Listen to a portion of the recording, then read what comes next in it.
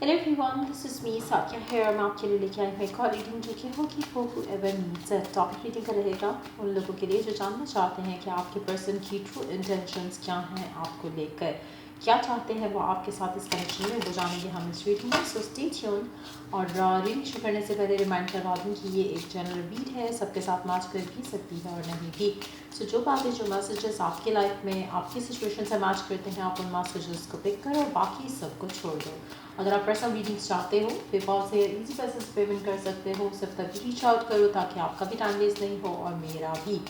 So let's dive into the read and let's find out कि क्या intention है आपके पर्सन की आपको लेकर, इस कनेक्शन को लेकर. Let's begin. Nine of pentacles, four of swords, king of pentacles. मुझे लगता है कि आपका पर्सन डेफिनेटली आपको लेकर बहुत ज़्यादा आपकी तरफ अट्रैक्ट होता है. आपके लुक्स, आपका बात करने का तरीका, आपका वे ऑफ बीइंग उसके साथ, मुझे लगता है कि हर चीज़ से वो आपकी तरफ एक स्ट्रेंज किस्म का पुल फील करता है, अट्रैक्शन फील करता है. मुझे लगता है कि उसको ये लगता है कि आप बहुत ज़्यादा गुड लुकिंग, बहुत ज़्यादा हैंडसम, बहुत ज़्यादा सेक्सी, बहुत ज़्यादा अपीलिंग हो. और ये ऐसी चीज़ है जो कि कहीं ना कहीं उसको इनसिक्योर भी करती है आपको लेकर.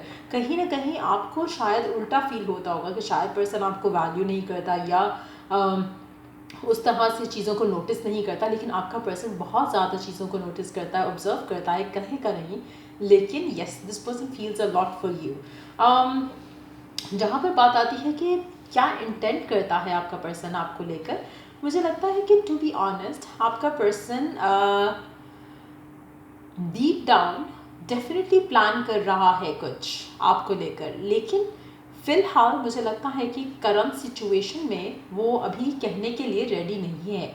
लेकिन एट द सेम टाइम मुझे लगता है कि कहीं ना कहीं जो चीज़ उसको रोक रही थी वो आहिस्ता आहिस्ता ख़त्म हो जाएगी और आपका पर्सन स्टेबिलिटी की तरफ आते हुए चीज़ों को सीरियस लेते हुए आगे बढ़ने की बात ज़रूर करेगा. आप में से कुछ लोग हो सकता है जिसमें आपका पर्सन अपने कैरियर से सेटिस्फाइड नहीं है, अपनी प्रोफेशनल ग्रोथ से सेटिस्फाइड नहीं है, जिसकी वजह से हो सकता है कि आप अपनी लव लाइफ में पर्सन के साथ डिलेज देख रहे हो. लेकिन डीप डाउन इसको पता है कि इसको क्या चाहिए आपके साथ. लेकिन ये अपनी इंटेंशन रिवील नहीं करना चाहता क्योंकि इसको नहीं पता इसको कितना टाइम लग जाएगा अपना कैरियर स्टेबल करने में, अपने आप को फाइनेंशियली सिक्योर फील करने में. और जब तक ये फील नहीं कर पाता वो सब, ये ऐसा कोई भी डिसीजन नहीं लेगा जिस पे ये लेटर ऑन इसको अपनी अपनी बात ना रख सके, अपना प्रॉमिस ना कीप कर सके. मुझे लगता है कि वो एक रीज़न है जिसकी वजह से कहीं ना कहीं आपको लगेगा कि आपका पर्सन आपको गिवन नहीं कर रहा करेक्शन में. लेकिन इन एक्चुअलिटी जो रीज़न है वो ये नहीं है जो आप सोच रहे हो, रीज़न कुछ और है.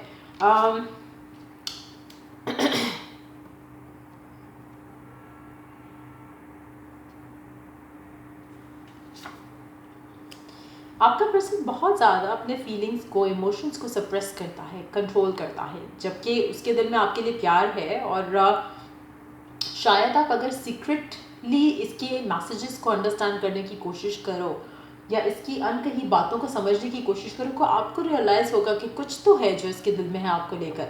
लेकिन ये कहेगा नहीं, ओपनली एक्सप्रेस नहीं करेगा.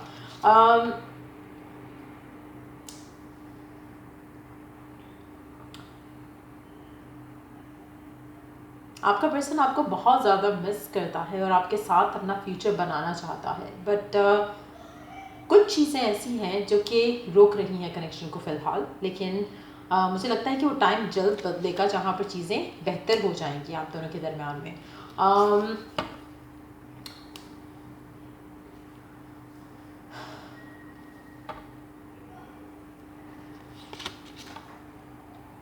इनडिसाइसिवनेस है पर्सन के अंदर आपको लेकर. शायद आप में से कुछ लोग ऐसे हैं जो कि नो कम्युनिकेशन में हैं और जहाँ पे इनडिसाइसिवनेस आती है वो इसी चक्कर में आती है कि क्या उसको आपको राइट ना अप्रोच करना चाहिए या नहीं, क्योंकि जो आप चाहते हो इस कनेक्शन से, इस इंसान से, शायद वो भी दे नहीं पाएगा. वो एक रीज़न हो सकता है इसकी अपनी फीलिंग्स को सप्रेस करने का. लेकिन प्यार, फीलिंग्स, इमोशनल अटैचमेंट डेफिनेटली इसके दिल में है आपको लेकर. कहीं ना कहीं इसको इनडिसाइसिवनेस इसलिए भी है क्योंकि इसको लगता है कि ये अपने करियर और इन रीजंस की वजह से आपको वो कमिटमेंट नहीं दे सकता जो आप डिज़र्व करते हो और डिज़ायर करते हो, और ये आपको हर्ट नहीं करना चाहता. तो वो भी एक रीज़न है. आपकी पर्सन को एक चीज़ पता है कि ये जो बुरा फेज़ है आप दोनों के कनेक्शन का, ये ख़त्म हो जाएगा and you and them are going to be together forever. So definitely एक अंडरस्टैंडिंग, एक नोइंग अराउंड दिस कनेक्शन उसको है. ऐसा नहीं है कि ये अंडरस्टैंड नहीं करता या जानता नहीं है, इसको सब पता है इस कनेक्शन के बारे में. और कनेक्शन की जो एक जो स्ट्रॉन्ग बॉन्ड है आपका, ये पर्सन जानता है कि आपका कनेक्शन बहुत स्ट्रॉन्ग है. फिर एट द सेम टाइम मुझे लगता है कि बहुत ज़रूरी है ये अंडरस्टैंड करना कि अल्टीमेटली आप दोनों साथ होंगे.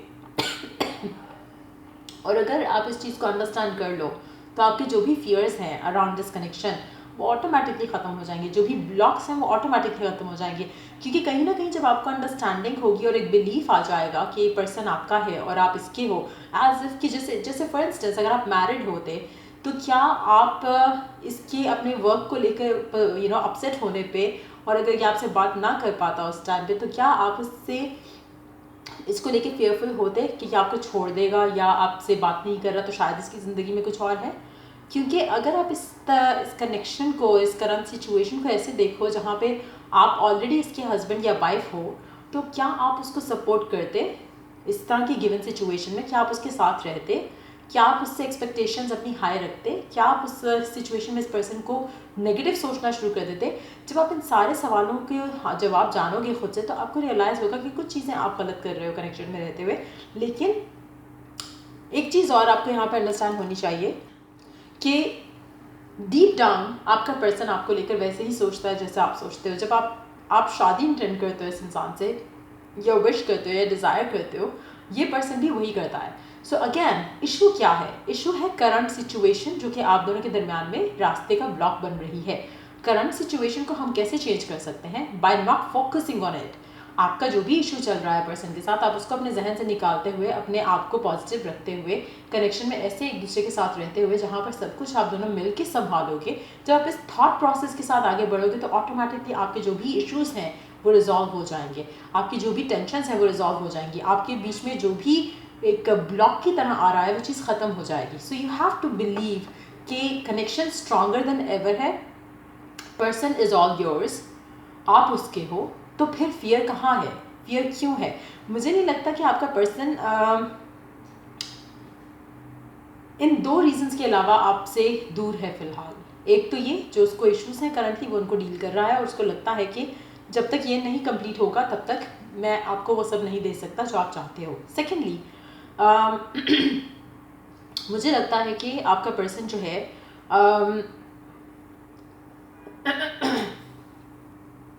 इनडिसाइसिव इसलिए होता है कि स्पेशली वो लोग जो नो कम्युनिकेशन में हैं, जहाँ पर उसको लगता है कि जैसे ही बात होगी तो आप सेम चीज़ें डिमांड करोगे जो वो राइट नाउ नहीं दे सकता. So you have to be patient with them as well. Intentions उसकी वही है जो आपकी इंटेंशंस है टुवर्ड्स देम, लेकिन एट द सेम टाइम आपका पर्सन राइट नाउ अपने आप को रोक रहा है, अपने आप को स्टॉप कर रहा है. डीप डाउन ये आपसे ज़्यादा चाहता है आपको. टू बी ऑनेस्ट मुझे लगता है कि आप कहीं ना कहीं डगमगाते हो, लेकिन ये पर्सन डगमगाता नहीं है आपको लेकर. न्यू बिगिनिंग आप दोनों की डिस्टाइन टू हैपन है और मुझे नहीं लगता कि आपको फियरफुल होने की बिल्कुल भी ज़रूरत है इस कनेक्शन को लेकर. बहुत ही ब्यूटीफुल एनर्जीज हैं आपके पर्सन की टुवर्ड्स यू, लेकिन आप कुछ और सोचते हो, लेकिन आप कुछ और अपने जहन में रखते हो जिसकी वजह से आपको ब्लॉक्स और नेगेटिविटी ज़्यादा दिखती है. लेट्स सी के मैसेजेस क्या हैं आपके पर्सन के आपके लिए. बहुत सारे कार्ड्स हैं, नॉट गोना इंक्लूड देम. मुझे लगता है कि आपका पर्सन आपसे बहुत कुछ कहना चाहता है लेकिन राइट नाउ कह नहीं पा रहा. एक ही कार्ड ऐड करेंगे. My mind and heart always brings me back to you. उसका दिल और दिमाग उसको हमेशा आपके पास लेकर आता है. सो कहीं ना कहीं अगर आप ऑन एंड ऑफ में भी हो तो जस्ट नो वन थिंग कि अगर आप ऑफ के बाद ऑन करना चाहते हो तो आप खुद से नहीं कर पाते हो. आपका पर्सन म्यूचुअली इन्वॉल्व होता है. सो जस्ट नो दैट कि फीलिंग्स जो हैं या प्यार जो है वो दोनों की तरफ से है. जस्ट दैट सर्कमस्टांसेस थोड़े फेवरेबल नहीं है. लेट्स सी कि ओरेकल गाइडेंस क्या है आपके लिए, क्या करने की ज़रूरत है आपको राइट नाउ.